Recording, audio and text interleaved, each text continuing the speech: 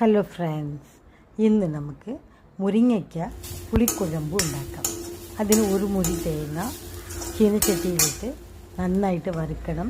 അതിൻ്റെ കൂടെ 1/4 ടീസ്പൂൺ ജീരകം, 1 സ്പൂൺ മുളക് പൊടി, 1 സ്പൂൺ മല്ലിപ്പൊടിയും കൂടെ ചേർത്ത് വറുക്കണം. ഒരു പാൻ അടുത്ത് വയ്ക്കുക. 4 സ്പൂൺ നല്ലെണ്ണ ഒഴിക്കുക.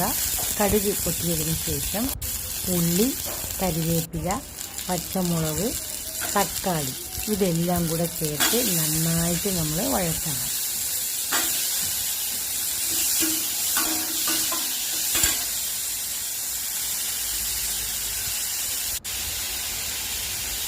ഇതിലേക്ക് ഒരു മുരിങ്ങയ്ക്ക ഇതുപോലെ നല്ല വൃത്തിയായി കഴുകി കട്ട് ചെയ്ത് അതുകൂടെ നമുക്ക് ഈ പാനിൽ ചേർത്ത് നന്നായിട്ട് മിക്സ് ചെയ്യണം.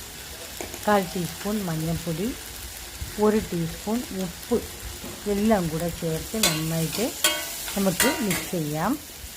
ഇതിലേക്ക് നമ്മൾ അരച്ച് വെച്ചിരിക്കുന്ന തേങ്ങയും മല്ലിയും മുളകും എല്ലാം കൂടെ ചേർത്ത് നമുക്ക് മിക്സ് ചെയ്യാം.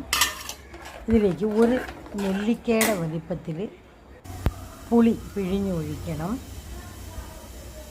1 നുള്ളി കായപ്പൊടി, ശകലം ഉലുവ വറുത്ത് പൊടിച്ചത് കൂടെ നമുക്ക് ചേർക്കാം. മുരിങ്ങയ്ക്ക നന്നായിട്ട് വെന്ത് കരിപ്പാകമായി. ഇനി നമുക്ക് കഴിക്കാം.